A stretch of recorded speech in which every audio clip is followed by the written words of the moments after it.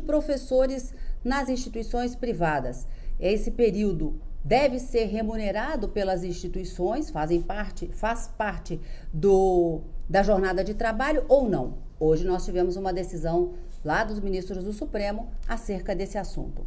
Além disso, nós vamos falar de uma decisão do Tribunal de Justiça aqui do Distrito Federal que condenou o Facebook a reabilitar ou a colocar no ar mais uma vez o perfil de uma conta que havia sido invadida indevidamente, sob pena de multa que foi mantida em segunda instância.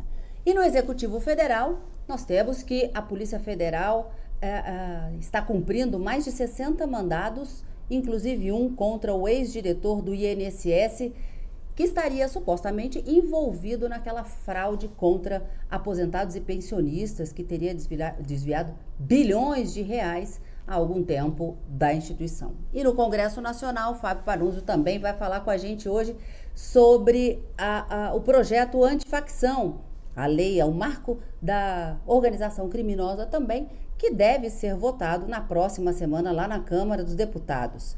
Hoje aqui no estúdio comigo, eu tenho a presença da Carolina Vilela. Carol, obrigada por você estar aqui com a gente mais uma vez, sempre tão linda, Carol. Carol acompanhou a sessão plenária do Supremo e eu acho que a gente pode começar falando dessa decisão que é tão importante, Carol, para todos os professores no Brasil, porque essa decisão em sede de ADPF, que é uma ação que foi criada com a Constituição Federal, mas tem força vinculante essa decisão, vai alcançar professores tanto do ensino fundamental, médio, como os professores universitários dessas instituições privadas, não é? Boa noite. Boa noite, Karina. Boa noite para todo mundo que nos acompanha. É isso mesmo. Essa decisão do Supremo Tribunal Federal atinge diretamente tanto as escolas de ensino fundamental, ensino básico, quanto as instituições de ensino superior. Por quê? Os ministros decidiram, por maioria, nesta tarde, na sessão plenária, que o recreio, o intervalo, deve ser integrado, deve ser incorporado à jornada de trabalho, ou seja, que durante esse tempo em que o professor está na instituição, ele está, sim, à disposição da unidade de ensino. Então, portanto, deve ser considerado como jornada de trabalho. O debate foi amplo, começou ontem com o voto do relator, o ministro Gilmar Mendes, ele que reajustou o voto, né, Karina? Porque ele havia votado inicialmente de uma maneira, e aí depois que o ministro Flávio Dino abriu divergência, isso quando o julgamento ocorria ainda no plenário virtual, quando o julgamento passou para o plenário físico, o ministro Gilmar Mendes reajustou o voto, aderiu à tese do ministro Flávio Dino. E aí, o único ministro que votou diferente, né, foi o ministro vencido, né? Que foi vencido, foi o presidente do Supremo Tribunal Federal, o ministro Edson Fachin. Ele considerou que a ação não deveria ser provida, né, por vários motivos, e entre esses motivos é a questão da admissibilidade de uma DPF.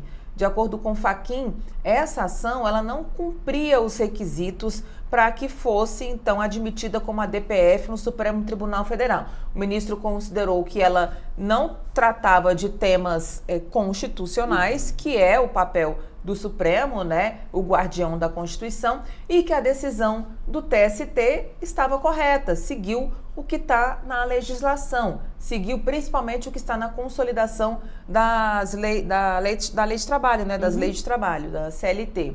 Mas ele foi vencido. E hoje, o que aconteceu? O Supremo aceitou parcialmente essa ação, confirmou uma liminar que o ministro Gilmar Mendes havia concedido no ano passado. Com essa medida cautelar, ele suspendeu todos os processos sobre o tema no país, então essa liminar foi confirmada, a ação foi aceita parcialmente por dois principais fundamentos. O STF declarou a inconstitucionalidade da presunção absoluta. Essa presunção absoluta era o fundamento principal da decisão do Tribunal Superior do Trabalho. E essa ação chegou ao Supremo questionando esse entendimento do TST, que estabelecia essa presunção absoluta. Então, o STF declarou inconstitucional a presunção absoluta no caso em que não admite prova em contrário, segundo a qual o intervalo temporário de recreio escolar da educação básica e do ensino superior constitui obrigatoriamente tempo em que um professor se encontra à disposição de seu empregador. E o Supremo estabeleceu ressalvas, exceções. Então, por exemplo, o professor que está na instituição de ensino para resolver demandas pessoais, demandas particulares, isso não se enquadra em jornada de trabalho. Uhum. Ele não configura. Mas se ele está na instituição de ensino a serviço, ou seja, durante esse intervalo, foi o que os ministros destacaram, esse professor não tem a liberdade de ir para casa, né, de descansar de fato. Ele fica em função da instituição de ensino. O Flávio Dino, inclusive, destacou que na época dele, ele lembra que quando ele era aluno, isso, né, no ensino médio, ensino fundamental principalmente, ele lembrou da situação dos filhos também. No ensino fundamental, que as crianças são menores, o professor, durante o intervalo, ele faz o quê? Ele tem que cuidar das crianças. Exatamente. Porque daqui a pouco tem um menino subindo no telhado. Não tem descanso. Não tem descanso, né? Então, foi isso. Mas só que é o seguinte, o fundamento é baseado, de acordo com o Flávio Dino, no que está previsto na própria CLT. Né? Que a CLT estabelece critérios, jornadas e intervalos. Então, por exemplo, para cada tipo de jornada de trabalho, há um tipo de intervalo. Exato. Quem trabalha 6 horas ou 8 horas. Então, foi o que o ministro fundamentou e acabou que ele foi seguido. Na verdade, o ministro Gilmar Mendes, né? Que quando ele reformulou o voto, aderindo à proposta do ministro Flávio Dino, e aí os outros ministros seguiram essa linha, né, essa posição. Ficando vencido o ministro Edson Fachin. Antes da gente comentar um pouquinho sobre essa decisão, vou aproveitar que a Carol lembrou que o ministro Flávio Dino lembrou a época dele de estudante, e aí estava falando de recreio, e ele disse, durante a sessão, inclusive, que quando ele era jovem, ele jogava bola, e disse que era bom, e que chegou até a ser quase contratado pelo Corinthians. O ministro Alexandre de Moraes não acreditou muito não, disse que era fake news. Vamos ver esse trechinho do julgamento? Ele resolveu ficar porque ele vai jogar bola, e acreditem, eu fazia isso, né? Quando tinha condições mais jovens de fazer, e fazia bem. O Corinthians chegou a tentar me contratar um período, mas eu optei pela área jurídica. Fake news, ministro Flávio. Vossa Excelência vai lá e checa, Vossa Excelência vai lá e confira. É fake news, imagine. Ganhamos nós, a sociedade, com ele optando pela área jurídica e dando um show toda a sessão plenária, né? Com as suas ponderações, claro. E não mexe com o Corinthians, não, né? Não. Porque o ministro Alexandre de Moraes é corintiano doente, né? Como diz aí. Fanático. Fanático. E aí o ministro Flávio Dino lembrou do tempo que ele era estudante e disse também, em relação aos filhos, que ele costumava ver as professoras no intervalo cuidando das crianças. Exatamente. Então não há que se falar em descanso no intervalo que ele ressaltou, o intervalo que é imposto pela instituição. Sim. Né? O empregador impõe, estabelece aquele intervalo, não é um intervalo destinado para o descanso do trabalhador. Ontem, inclusive, Carol, a gente falou sobre esse assunto, que o julgamento foi iniciado na sessão plenária da quarta-feira, e o ministro Alexandre de Moraes até questionou um advogado da tribuna que disse que na sala dos professores era proibida a entrada de alunos, e o ministro disse, olha, eu dou aula há mais de 30 anos e nunca vi isso, e nunca deixei de atender um aluno no intervalo. E eu me lembro da frase dele, até porque o professor que não atende o aluno dura pouco na instituição. E aí nós estamos falando já na fase universitária, no ensino superior. Mas acaba de toda forma que o professor ele fica à disposição do aluno, e esse intervalo, esse recreio mesmo, acaba sendo uma forma de que estamos à disponibilidade e estamos à disposição dos alunos, inclusive, que vêm tirar as suas dúvidas. Então, veja, a decisão do TST disse que teria que pagar o valor do recreio incontestavelmente, sem sombra de dúvida. Aí o Supremo falou assim, não é bem assim. Então, é possível que haja situações que pode se afastar o pagamento dessa jornada quando o professor não estiver à disposição. Eu me lembro até de uma intervenção do ministro Nunes Marques, em que ele disse assim, tem professores que dão aulas em 2, 3, 4 instituições. Aí ele tem o primeiro horário e o último horário. Nesse meio período, ele não está à disposição da instituição, embora ele esteja na instituição. Mas isso cabe prova ao contrário. E se ele estiver à disposição da instituição fazendo um outro trabalho? Né? Então, assim, não é porque ele está na instituição que ele estaria à disposição. Então, não cabe essa presunção absoluta do pagamento desse intervalo de recreio, ficou afastado pelos ministros, declarando essa inconstitucionalidade, portanto, mas mantendo o entendimento de que ele deve ser, sim, computado como jornada de trabalho. Tem 2 pontos importantes só para a gente encerrar, que ficou definido que o ônus da prova é da instituição. Isso. No caso de comprovar que aquele professor não está à disposição da escola no momento que ele está no local. E também que a decisão não tem efeito retroativo, ou seja, não volta. Isso, né? É daqui para frente, exatamente. Da publicação da ata do julgamento para frente, e isso tem que ser pago. E quando o ministro Gilmar Mendes manda suspender as ações judiciais, é justamente para evitar que essa decisão pudesse interferir naqueles julgamentos. Então, todas essas decisões, esses processos que estavam paralisados em razão da liminar, agora deverão adotar essa orientação do próprio Supremo. E aí nós tivemos, veja, só para a gente encerrar esse assunto mais uma vez, Carol, nós temos um trechinho da fala do ministro Flávio Dino indignado de que as instituições se recusam a pagar esse horário do recreio para os professores. É rapidinho, vamos ver. E, sinceramente, eu não consigo imaginar alguém que acha razoável descontar o tempo do professor que foi ao banheiro e foi tomar um café. Sinceramente, eu considero que este debate não tem a estatura suficiente para chegar no Supremo, porque me soa exótico, eu diria, para ser benevolente no adjetivo. Sempre muito gentil. E ontem nós falamos, só para reforçar, essa decisão afeta diretamente aproximadamente 45 mil instituições de ensino em todo o país, e imagine quantos professores não serão alcançados e beneficiados com essa decisão, que acaba, de uma certa forma, colocando uma pá de cal nesse assunto. Pelo menos a gente espera. E ontem, no finalzinho do nosso jornal Hora Jurídica, nós falamos que o Procurador-Geral da República já havia sido aprovado pela manhã na CCJ do Senado, depois da sabatina, e no finalzinho da tarde, também com 60 votos, aprovada a recondução dele para mais um biênio à frente da chefia do Ministério Público da União. Paulo Gonet continua na Procuradoria-Geral da República por mais 2 anos, não é isso, Carol?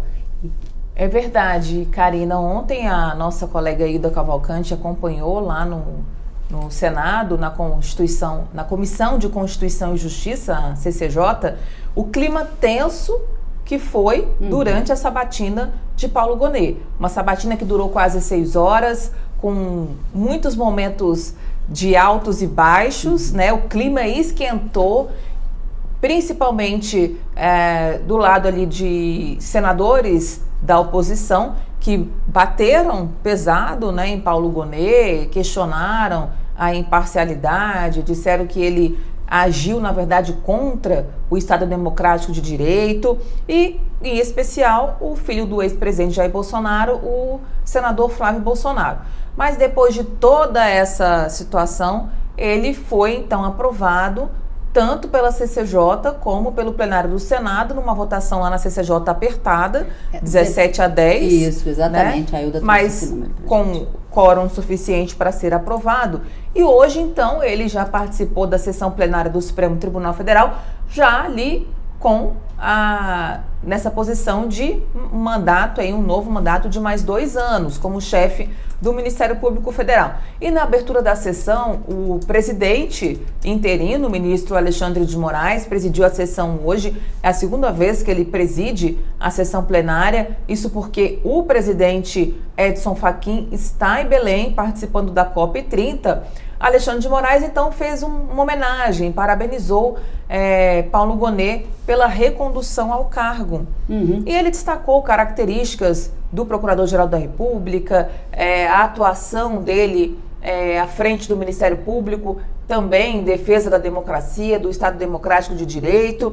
E Alexandre de Moraes terminou a fala dele dizendo o seguinte: ganha, abre aspas, né, ganha a Justiça, ganha o Ministério Público e ganha a sociedade brasileira. Então ele destacou, inclusive também, desafios que Paulo Gonet deve enfrentar nessa nova gestão, que é também um desafio que está sendo enfrentado pelo Supremo Tribunal Federal, pelo governo federal, pelo Congresso Nacional, pelos governos estaduais, que é o tema da segurança pública e ainda a questão que envolve as organizações criminosas. Então, esses devem ser os desafios aí que vão nortear esse segundo mandato de Paulo Gonet. E nós temos aqui, a gente separou um trechinho da fala do procurador, obrigada, Carol, do Procurador-Geral da República, agradecendo os votos, né, pela recondução, logo no início da sessão plenária de hoje. É curtinho, vamos ver na íntegra. Eu agradeço penhoradamente as suas palavras, que me comovem profundamente. O Procurador-Geral da República tem diversas competências.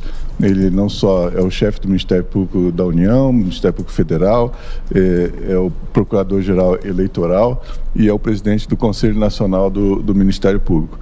Mas não há função que seja histórica e funcionalmente mais importante do que atuar perante o plenário e as turmas por delegação do Supremo Tribunal Federal. Desde que eu comecei a minha carreira profissional, de uma forma ou de outra, eu estou sempre acompanhando os trabalhos do Supremo Tribunal Federal. E quando eu vejo a atual composição da Corte, e hoje, ainda por cima, presidido por Vossa Excelência, eu me encho de orgulho dessa possibilidade de representar a Procuradoria-Geral da República perante esse tribunal. Ontem eu disse de forma categórica e mais de uma vez durante a minha oitiva no Senado, antes da votação da indicação para o segundo mandato, eu disse que nessa Corte o Brasil tem motivo de orgulho, porque todos aqui são ministros empenhados, talentosos, inteligentes, vocacionados para o direito, fiéis aos propósitos democráticos da Constituição, motivo de orgulho para toda a nacionalidade e muito especialmente para mim, que tenho esse privilégio de conviver com Vossas Excelências e estar aqui presente nas sessões durante esse período do primeiro mandato e agora do segundo mandato, de forma que eu fico muito agradecido com as palavras de Vossa Excelência, e o que eu posso dizer é que a maior recompensa que eu posso ter com relação aos ônus do cargo é a satisfação de ver a justiça, a defesa do Estado Democrático de Direito, o combate aos desvios da vida em torno e em busca do bem comum, que as tarefas que o tribunal assume para si dentro das suas competências e com enorme eficiência. Muito obrigado. Muito bom. E hoje, então, parabéns ao Procurador-Geral da República mais uma vez pela recondução, ganhamos todos nós da sociedade brasileira. Carol, e para a gente encerrar, não o jornal ainda, o nosso jornal Hora Jurídica ainda não encerra, porque a gente ainda vai até São Paulo falar com o Fábio Panuzzi, mas hoje teve a abertura do Dia da Justiça lá na COP30. Ministra Carmen Lúcia acompanhou o ministro Edson Fachin, conforme foi dito ontem no finalzinho da sessão plenária. Ex-ministro aposentado, Luiz Roberto Barroso, também estava presente. O que nós tivemos de abertura lá e quais foram os principais pontos abordados nesse Dia da Justiça, do Clima e dos Direitos Humanos na COP30? A abertura do Dia da Justiça lá na COP30 em Belém foi feita pelo presidente do Supremo Tribunal Federal e também do Conselho Nacional de Justiça, o ministro Edson Fachin. Também participou pelo STJ o presidente ministro Herman Benjamin e os ministros, a ministra Carmen Lúcia e o ministro aposentado Luiz Roberto Barroso do STF. Um tema fundamental aqui que a gente pode destacar é que todos os ministros falaram sobre as responsabilidades tanto do judiciário quanto dos outros órgãos, das outras instâncias, como o Poder Executivo, o Poder Legislativo. A pauta ambiental, ela vem ganhando destaque no judiciário há algum tempo, né? Então, os ministros defenderam que a justiça climática, ela é um direito humano fundamental. E aí cada um fez um discurso, né, falando sobre a importância de se proteger o meio ambiente, de se estudar e discutir as questões climáticas, porque a gente sabe que essas questões elas afetam um conjunto, né? O mundo inteiro, tanto é que está todo mundo discutindo sobre isso na COP30. Destacaram decisões do Supremo Tribunal Federal que de algum modo acabaram surgindo depois de tragédias como o caso de Brumadinho em Mariana, né? Então, o judiciário acabou agindo para corrigir ou ressarcir, né, nessas ações de recuperação. Intermediar esses acordos, né? De para ressarcimento, enfim. Os danos causados. Então, um debate amplo, é uma pauta que, de fato, já tem ganhado destaque dentro do judiciário e a gente viu vários órgãos, né, não só o Supremo Tribunal Federal, mas muitos órgãos ligados à justiça participando efetivamente dessa discussão, desse debate que envolve aí as questões climáticas. Logo na segunda-feira, o Jefferson falou, inclusive, da participação do Ministério Público Federal, que tem uma atuação bastante enfática e tem até um stand lá na COP30. Mas agora eu queria chamar a atenção para uma situação que aconteceu na sessão plenária de ontem, mas tem a ver com esse encontro de hoje, lá na COP30, que foi um joguinho de galanteios entre o ministro Flávio Dino, Edson Fachin, Carmen Lúcia e na lanterna o ministro Alexandre de Moraes ainda pegou uma carona. Vamos ver.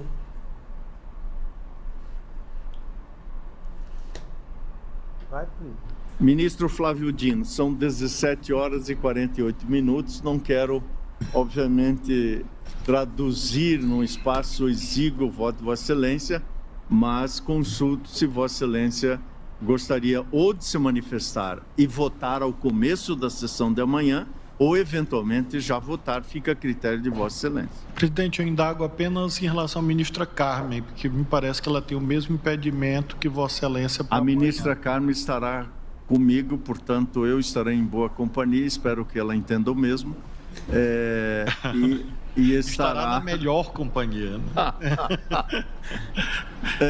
Eu não sei se ela deseja votar por mim, eu voto amanhã, não tem problema.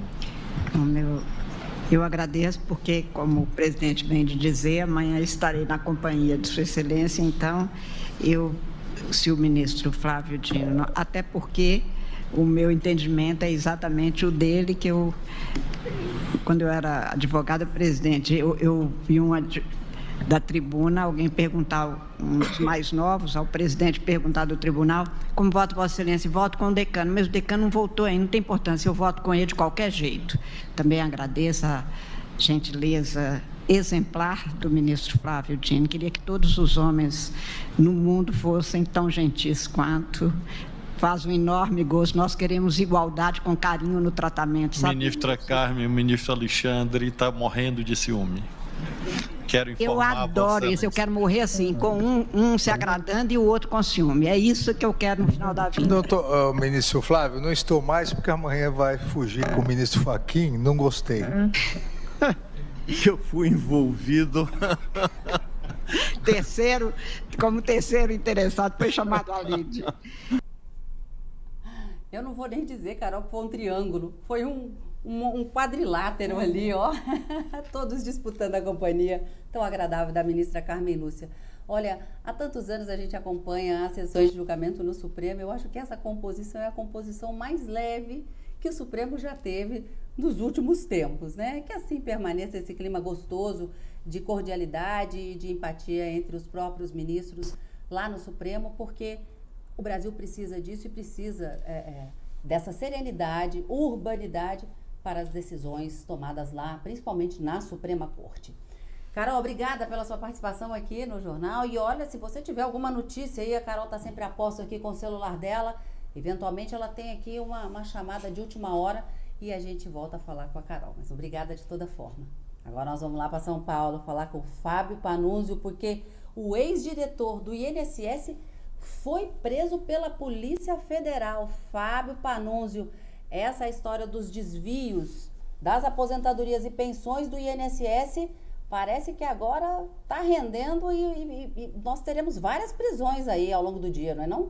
Boa noite, Fábio. Olha, boa noite, Karina, boa noite, pessoal, todo mundo. Seguinte, foi uma prisão de um peixão, né, de um tubarão aí, porque não era só a diretora, era o presidente do INSS, né? E se o que a Polícia Federal apurou for comprovado, gente, era um esquema absurdo, porque havia lá uma entidade que tinha milhares e milhares de tungas em contas de aposentados, né? Chamada Conafer, se eu não estou enganado. Já confiro aqui o nome, é Conafer, exatamente. Essa entidade pagava para esse sujeito, enquanto ele era presidente do INSS, R$250 mil por mês de propina, para cometer todo tipo de deslize ali, viu? Inclusive inserção de dados falsos no sistema da Procuradoria. Ele era procurador antes, né? Ele se chama Stefanuto e tinha até um apelido lá, segundo a PF, um apelido né, na metalinguagem dos mafiosos. Ele era apelidado de italiano, por causa desse nome, que é o nome, obviamente, é um nome italiano, né? E pouco vazou da fundamentação dessa ordem de prisão, mas já sabe que ele tinha 3 empresas para lavar o seu dinheiro. Uma delas era uma pizzaria, tá? Então, um negócio de uma pizzaria. O dinheiro era lavado ali e entrava como se fosse dinheiro do faturamento dessa pizzaria, né? E também tinha um escritório de advocacia envolvido. Daqui a pouquinho eu detalho para vocês, porque é uma fraude grossa. Agora, ele complica a situação do governo no âmbito da CPI. Por quê? Porque foi nomeado pelo Carlos Lupe, que foi o ministro da Previdência Social, né? Portanto, foi nomeado nesse governo aqui. E a Polícia Federal deu uma dimensão da gravidade dos crimes imputados a esse sujeito, falando o seguinte, olha, estão sendo investigados crimes de inserção de dados falsos em sistemas oficiais, constituição de organização criminosa, estelionato previdenciário, corrupção passiva e ativa, além de atos de ocultação e dilapidação patrimonial. Portanto, Karina, bronca grande, viu? Bem grande. Há uma expectativa de que esses desvios podem chegar a 6,3 bilhões de reais e foram desvios que aconteceram entre 2019 a 2024, quando esse esquema foi, de toda forma, descoberto. É muito dinheiro, né, Fábio? Pois é. Não, é muito dinheiro, é muita picaretagem, né? Vamos falar sério, sabe?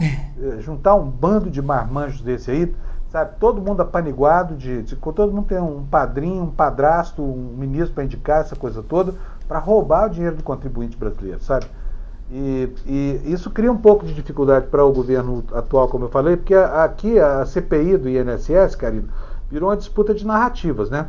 Um lado tentando imputar o outro aquilo que rouba mais. É isso que está em questão lá. Então, o governo tinha até aqui dito o seguinte, não, quem começou o esquema foi o governo Bolsonaro, e aqui no nosso governo presente, depois de 3 anos, nós estamos devolvendo dinheiro para as pessoas, né? Mas perdurou durante 3 anos esse esquema todo, e agora a gente está vendo o envolvimento da cúpula do INSS, né? Então, assim, são acusações muito graves, né? Foram 63 mandados de prisão, de busca e apreensão, e agora vamos ver o que vai sair disso, porque para determinar essa quantidade de ações dessas diligências, é preciso haver uma gravidade muito expressa, né? A gente ainda não conhece a peça que fundamentou a decisão de conceder esse mandado de prisão, mas daqui a pouco isso começa a vazar e provavelmente já a gente vai saber quais são os elos e os vínculos entre o mundo do crime e o mundo da política, nesse caso. Exatamente, Fábio. E daqui a pouco deve vir aí uma denúncia do Procurador-Geral da República ou de algum Ministério Público para imputar esses crimes a essas pessoas responsáveis para que eles respondam por todos esses atos. Agora, Fábio, a gente veio falando já há uns 2 dias sobre o projeto de lei antifacção lá na Câmara dos Deputados. A gente falou desse assunto na terça-feira, que deu maior polêmica. No final da tarde houve uma coletiva, inclusive, com o Hugo Mota e também o relator Derrite, falando de alterações no projeto original. Ontem nós demos uma notícia de que esse relatório feito pelo deputado federal Derrite teria feito alguns ajustes que teria se aproximado daquele projeto inicial do governo para atender às necessidades, ou pelo menos para... ele disse que não era um relatório fim, mas não estaria todo fechado. E a promessa é de que isso seja votado já na semana que vem. Não está muito rápido o andamento dessa lei antifacção, não? Pois é, o Hugo Mota queria votar isso na terça-feira passada, né? E foi, assim, um alvoroço no Congresso. Por quê? Porque a proposta não tinha nenhuma consistência, Karina. A proposta era uma proposta de natureza ideológica que visava o quê? Uma clara apropriação de uma iniciativa que era do governo pela oposição. Só que o tiro saiu pela culatra, né? E o Derrite se perdeu, já apresentou 4 revisões do seu relatório, no final teve que aproximar demais a proposta daquilo que o governo federal tinha proposto, a ponto de que ontem, aqui mesmo, a gente dizia que havia na liderança do PT uma expectativa de que agora, com a última aproximação que foi feita, seria possível finalmente estabelecer um acordo. Mas aí desandou tudo de novo. Por quê? Porque a situação está fluida demais, né? Ela não tem consistência ainda. Essas negociações estão muito incipientes e estão sendo tocadas de uma maneira muito improdutiva. Por isso, essa confusão toda. E agora entrou um outro player nesse jogo, sabe? Olha quanta gente tinha entrado nisso já. Primeiro, era só o governo federal apresentando o seu projeto ao Congresso Nacional. Aí entra o governador de São Paulo, Tarcísio de Freitas, que fez licenciar o seu secretário de Segurança para devolver ele a condição de deputado, já tendo negociado com o terceiro player, Hugo Mota. Então, Hugo Mota apadrinha a indicação do Derrite, um inimigo do governo, a pedido de um adversário previsível na eleição do ano que vem, que é o governador Tarcísio de Freitas. Aí o relator apresenta uma proposta que é absolutamente sem pé nem cabeça. Foi o que aconteceu na sexta-feira passada, né? E muda 2 vezes essa proposta, a gente viu isso aqui ontem, né? Antes que entrasse mais um grupo de interessados nessa história toda, que são os governadores de direita, tá? Porque eles insistem na questão de qualificar esses grupos criminosos como grupos terroristas, né? E isso não tem espaço para negociação nessa contenda parlamentar que se estabeleceu lá na Câmara dos Deputados. Aí agora entrou um 6º player. Sabe quem é? É o Senado da República. Porque os senadores estão pé da vida uma vez mais com a Câmara, dizendo que é o seguinte: diante da falta de seriedade com que a proposta foi tocada, talvez seja mais vantajoso, ao invés desse substitutivo do Derrite, retomar a votação da proposta do governo. E a gente sabe que o Senado é a casa revisora, né? E só para lembrar aqui, o Senado tem feito, às vezes, de tutor da Câmara, né? Corrigindo erros terríveis da Câmara. Por exemplo, naquele projeto que foi chamado a PEC da impunidade, ou a PEC da bandidagem, conforme se queira, né? Então são muitos erros, né? Uma atuação tormentosa do presidente da Câmara, o Mota, que ora acena para o governo, ora, quer dizer, acende uma vela para Deus e uma para o diabo. Não sei aí quem é Deus, quem é o diabo, dependendo como diz na minha terra. Quando o cravinho entra na ferradura. Então, muito na ferradura, é isso, um cravo na ferradura.